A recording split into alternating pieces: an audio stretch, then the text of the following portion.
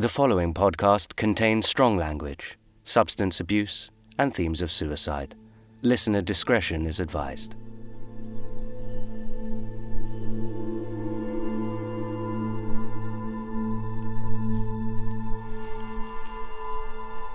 In June 2019, 2 bodies were found hanging in the trees by an ancient stone circle on Stanton Moor, England.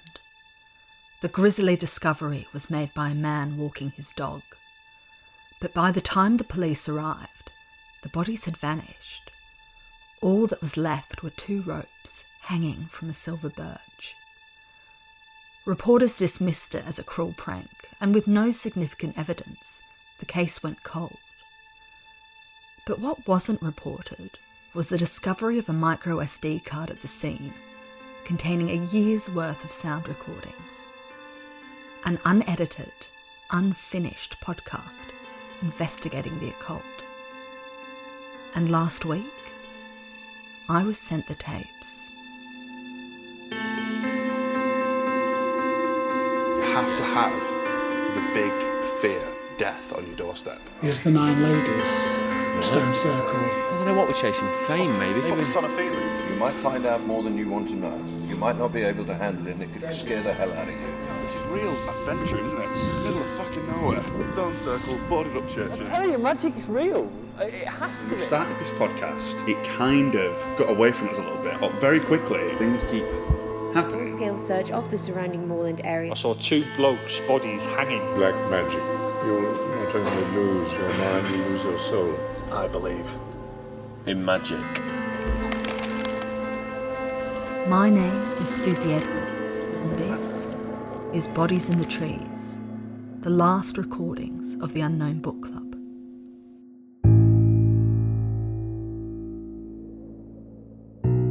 There's a dark side to the internet, a side I've always been drawn to, where the unsolved meets the unexplained, a breeding ground for conspiracy theories, urban legends, untruths and falsehoods. During the coronavirus pandemic, the internet has felt like my only connection to the outside world. I live alone in a small apartment in a leafy suburb of Sydney. And after only a few weeks of lockdown, I found myself being sucked down a rabbit hole when I stumbled upon a mystery. Scrolling through the Reddit thread, Unresolved Mysteries, I came across a post titled "The Bodies in the Trees at the 9 Ladies," detailing a case about 2 people who hung themselves by an ancient stone circle in the English countryside, but whose bodies were never recovered. This morning at the 9 Ladies Stone Circle on Stanton Moor, a full-scale search of the surrounding moorland area is underway tonight. I saw 2 blokes' bodies hanging from the birch tree there. It was swinging. Obviously, I ran to the car to get my phone. When I came back up here with the police, they were gone. Police are asking for anyone with any getting some very strange calls tonight about the missing bodies on Stanton Moor. We'll be taking calls about it all evening. Prank or something more sinister? We'd love to know what you think. That report was taken from a local radio station, but there was no follow-up or national press interest, and the story went cold. The only witness to have seen the bodies was a lone dog walker. The comments on the Reddit post were largely disparaging as to the legitimacy of the case. Hoax, debunked, it's faked, this never happened and there are no records to support it. Just a local news channel looking to fill airtime. But it was the last comment that caught my eye from poster John D 1682. It happened. They recorded everything. I decided to send him a message. Hi John. I saw your comment on the Reddit thread, "The Bodies in the Trees at the 9 Ladies." Do you have any evidence to back up your statement that it happened? What footage have you seen? Susannah, a micro SD card containing the raw audio of a podcast about magic and the occult, was found at the crime scene. They were recording right up until the end. Listen. Attached was a link to a sound file. And this is where I need to stop and give you a warning. It appears to depict 2 men committing suicide, and it's a very uncomfortable listen. I'm going to play the recording for you now, but if you don't want to hear it, skip ahead to 6 minutes 3. Right. So, can you reach the blue one? I've got the red. Are you right? Yeah. Just changed my mind. No, come on. Okay. Just fucking go for it. It's quite hard to. There's a person over there.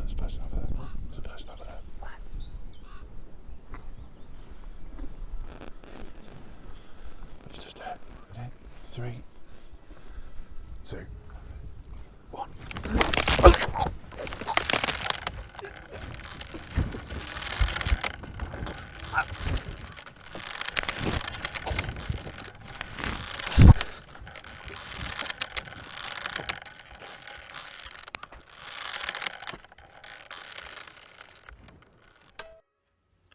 Regardless of its veracity, it's a disturbing listen.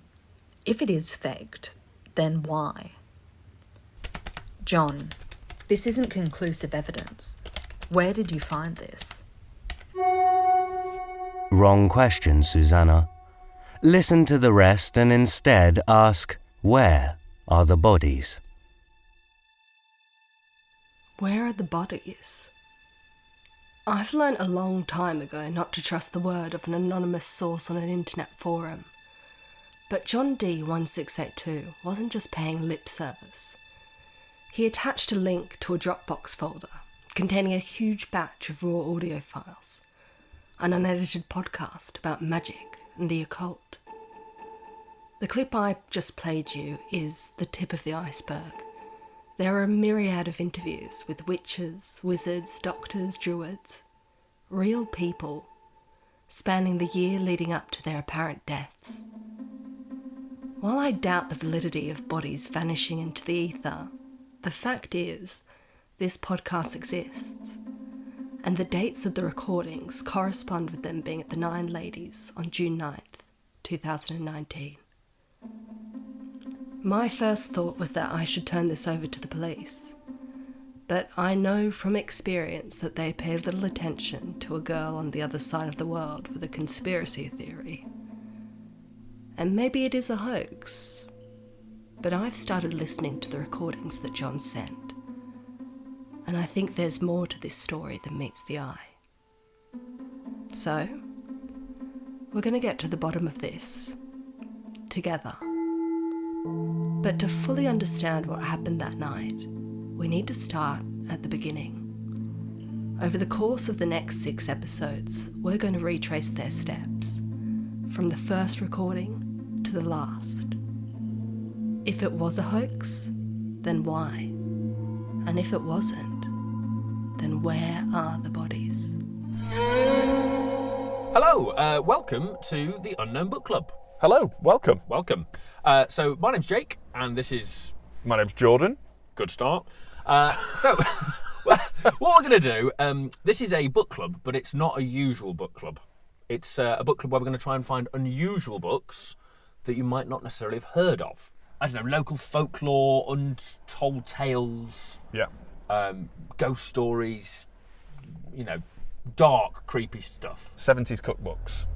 Yeah, 70s cookbooks where they're like cooking up a victim from a murder. Yeah, a head in aspic. Exactly. So what we're going to do, we're just in the car now, and we're going to drive up to my favourite shop in the world, which is called Scarthin Books, and we're going to find a book. Perfect. All right, UBC opening. I think that was great. That was perfect. A head in aspic, isn't it? Save that as UBC opening. Oh, we should probably keep this bit on. You know, it's like behind the scenes. Okay. It's like us going, that was brilliant. Yeah, okay, but... Congratulating ourselves. Yeah. It's here we meet the 2 subjects of our investigation, Jake and Jordan, 2 friends based in London. There's scant details of their personal lives in the tapes, but what quickly becomes clear is that they were searching for something, looking for an adventure, something to get lost in. We should try and just find a really old book. There's creepy old shit here, like Really? yeah, old leather-bound books that are from like hundreds of years ago that are just knocking about. God, look at it, overflowing with books. Yeah, There's yeah. literally a book falling onto the pavement. There's 4 floors. What? 4 floors. So the first recording is dated Saturday, June 9th, 2018. I find it quite overwhelming, do you not? If you come in here with wanting something specific, it's brilliant. What we need is like local folklore in a way. Like stuff like this little Book of English Magic. Oh, Witchcraft, The Good Witch's Guide. Here we go. Yeah. The Good Witch's Guide, a modern-day Wikipedia of magical ingredients and spells. Wikipedia as well, spelled Wicca. Druidry. Oh my God, you wouldn't expect to find a pun on the side of a witchcraft book. No, I think it's weak. I think they're touching the straw. Do you think? I think it's a tough time for Wicca. Anglo-Saxon folk charm. The 9-herb charm is a very powerful... No, do you know what? I think I might get this. Religion, the decline of magic. Religion... Well, I mean, this is fascinating That's because... Yeah. Because what I've realised is, from listening to that witch book, is that without a big bad guy, without the devil being present in everyday life, you lose religion. You have to have the big fear, death, on your doorstep. Yeah. Okay, I'm going to get this Book of English Magic. Yeah, good shout. Hey there. Come on then, what are you having? Cheers. Yeah. 1619. Some of the pages are slightly misprinted. Oh. I don't know if you've got another copy of I it. can do it effectively at cost price. Oh, brilliant. We'll be back anyway to get some more resources because this place is lovely. Oh, jolly good. But yeah, this is. But we're just it's our first day working on a new project. But I just said, well, because we're going up into the Pennines, and I said, well, we're going to have to stop off at the best. That's my favourite shop in the world. This, hands down. Get in the. Keep talking at the price. Brilliant. $11.99. Thank you. Great. Cheers for that. Brilliant. Thank you very much. Bag? That's not. It's perfect. That. Right, thank you very much. Cheers for that. Thanks a lot. Bye-bye. Top banana. I feel a bit bad actually. We went in there and just basically took a book off his hands for the price that he bought it for. Imagine if he just saw us outside through the window, just throw it into the mill pond. The book they bought was The Book of English Magic by Philip Cargom and Richard Haygate. It's a fascinating read, and it's not about white rabbits, top hats and bisected women. It's a deep dive into magical lore, spells, witchcraft, stone circles, alchemy, sacrifice. This book is the spark that starts their journey, the kindling beneath the burning stake, the thread atop the gallows of our story. Nothing but love for that. What, for bringing the Book of Spells? Yeah, totally bonkers, I love that. I just think if we keep dipping into it as we walk around... Yeah. We're looking for inspiration, and inspiration's what we'll find. Astrology is based upon the idea that planets and their relationship to each other in the sky influence our personality and actions. Fucking bollocks. Bollocks. Society for the Academic Study of Magic.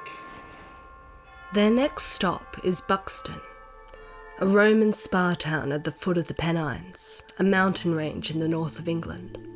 Famous for its bottled water, it's about 20 kilometres away from where their bodies vanished 1 year later.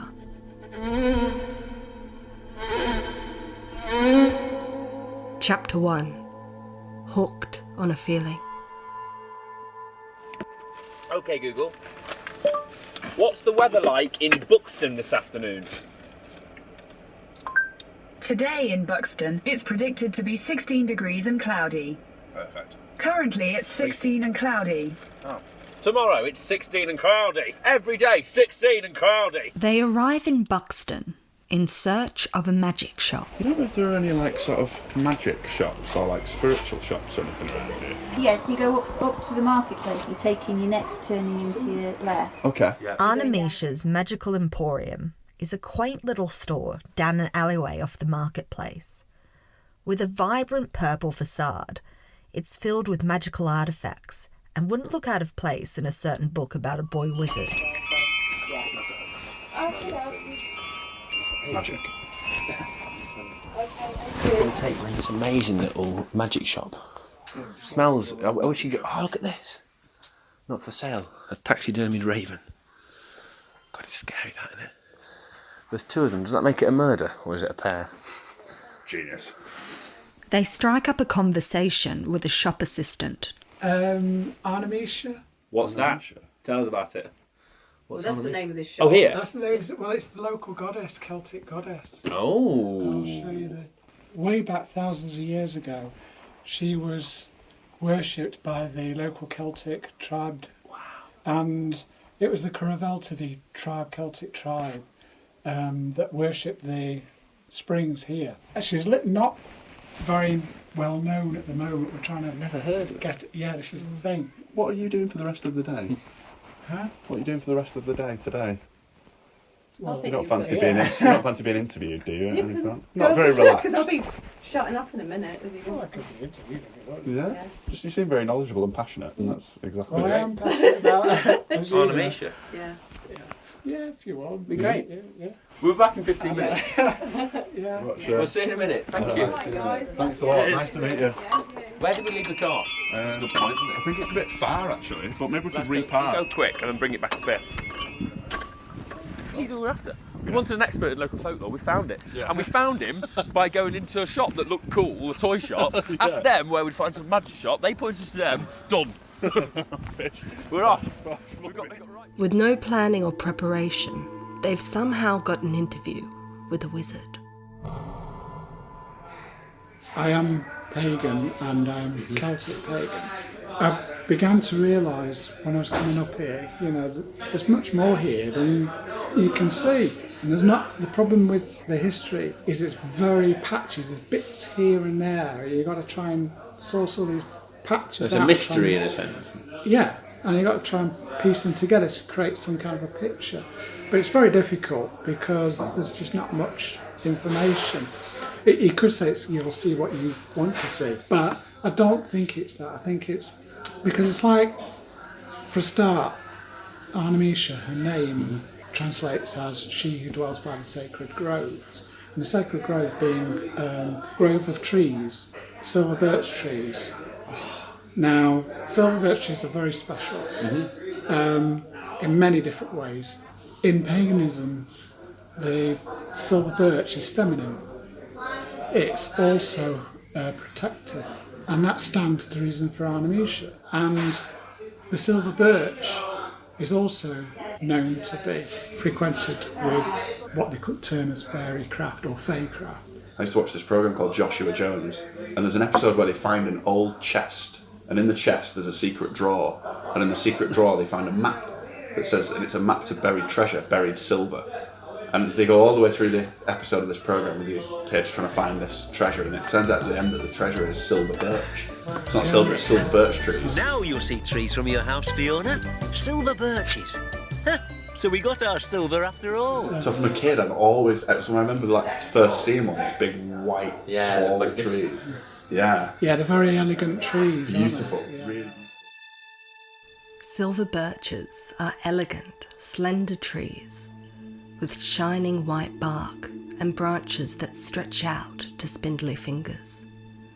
They're an important part of Celtic mythology and of our story. That crisp morning in June, they loomed ominously above the moor, shrouded in the early morning mist, two mysterious silhouettes hanging from their boughs. How being a pagan, how you set up your altar and worship Arnemisha, about what crystals to use, that kind of thing. These things tend to be quite specific when you talk about setting up an altar. Is that like a standardised thing that you would use certain crystals for? Yeah, you just a different. I mean, me personally, I associate Arnemisha with Blue John because it's the local crystal. Oh, mine. So you use Blue John as part of the altar for? Oh, that's so cool. I love it. I've had something specifically made. You had it set into a piece of jewellery. Blue John pendulum. Oh, gorgeous. It's in silver and Blue John. Wow. That's incredible. That is with stunning. The various symbols. And what are those symbols? Are they? Well, they represent the different elements, like you've got earth, water, fire, air, and spirit. And you would hold that? Yeah.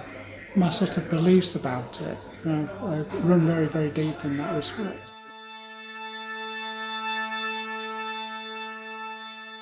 Underneath here, I've been told that they've done geophysics on some of the areas and they found various things. So we know that there's stuff around. Structures Underneath. There's lots of different henges and barrows and stone circles in the area. More here than there is. Wow. They're not as grand as Stonehenge or anything like that. But the one that I think it's probably the one that is mainly associated with the goddess of animation, is the Nine Ladies stone circle on Stanton Moor. Right. Now, strangely enough, it's flanked by silver birch trees. Oh. It's called the Nine Ladies because at one time they say that 9 women went up there and had a fiddler and they were dancing, accused of witchcraft dancing. Yeah. And they were turned to stone, and these standing stones that's are then turned to stone, and that's the. But it's the one that people seem to go to. We'll have to go there then.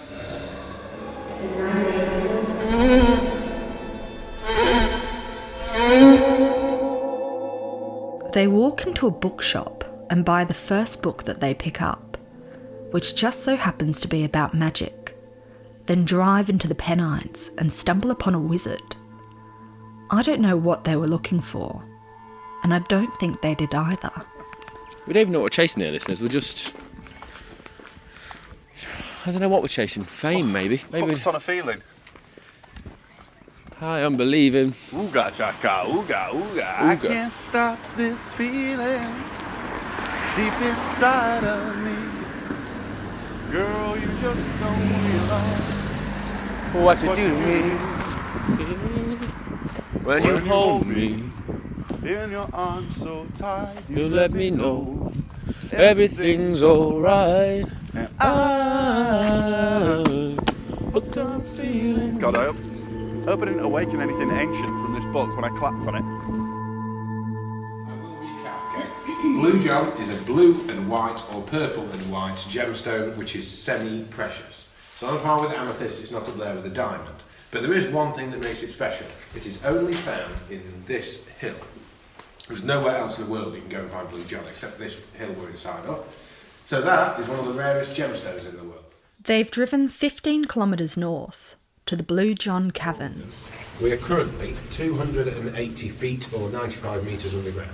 And if this is the lowest point for Blue John, it means we're about to leave it. We've still got one more cave to go. But the last cave is another wet cave because there is a waterfall in there. And to come to a halt, we need to walk through the waterfall. So, folks, and if we can pass this information back, when we get to a big square corner step, look up, it's the bottom of the swallow hole. When you get to the bottom here, look up, it's the bottom of the swallow hole. Perfect. Pass it on. Chinese whispers by the end, they'll be saying all sorts. Apparently, someone came down here and was swallowed whole. They exit the cavern via the gift shop and buy a bag of raw, uncut Blue John gemstones, whose supposed magical properties aid concentration and guide those embarking on large projects or creative endeavours. During the next year, they leave a piece behind at each site they visit. These may be the only tangible evidence outside of these tapes. And for any listeners in England, I'll be highlighting where they left them as we go. If you can find them, please get in touch. Susannah at bodiesinthetrees.com. Chapter 2. The Sacred Grove. 24 hours have gone by, and here we are, heading up to the stone circle. Yeah.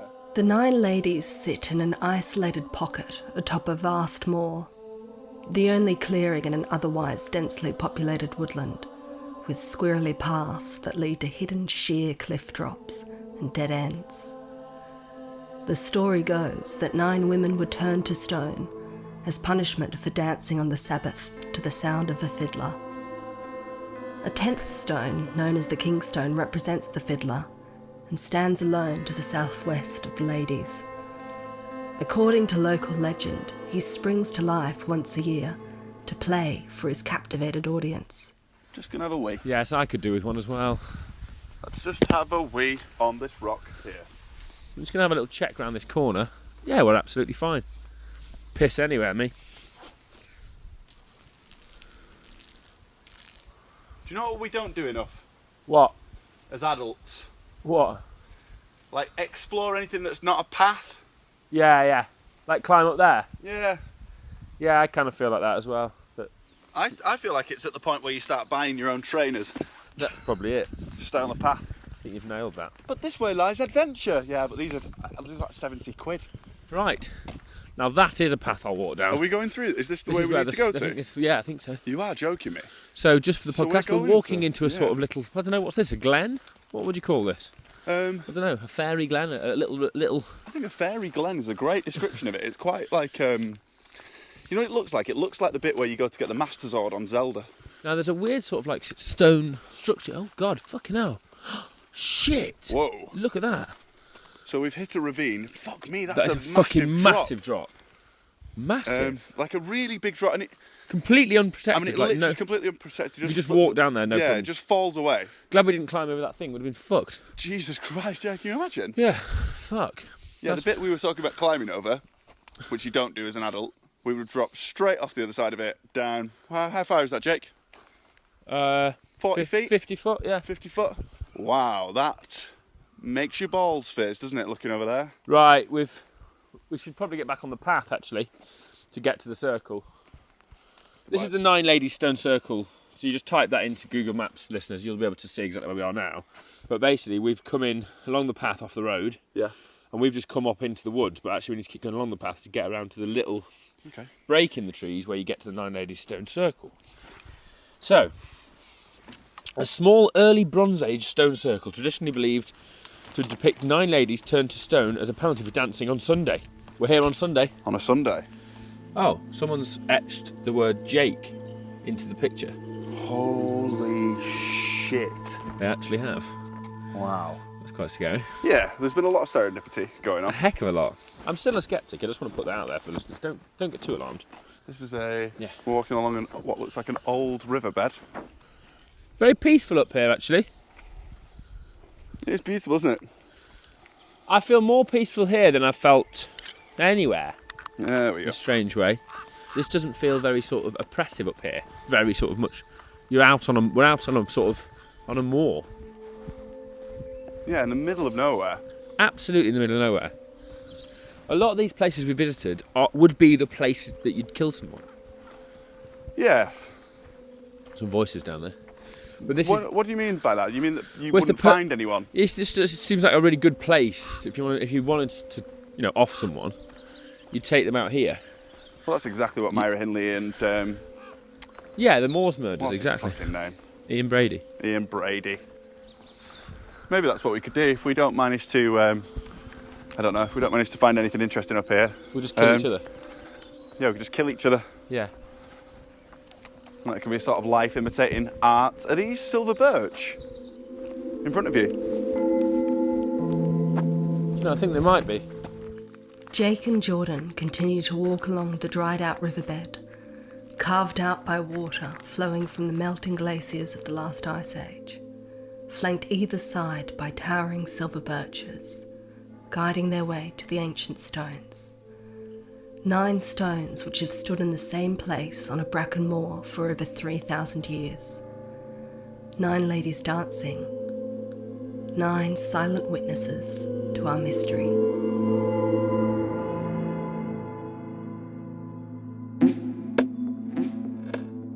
They seemingly have no clue of their destination, but here they are, where it ends. A circle. I'd like to go by climbing a birch tree and climb black branches up a snow-white trunk toward heaven till the tree could bear no more but dipped its top and set me down again. That would be good both going and coming back. One could do worse than be a swinger of birches.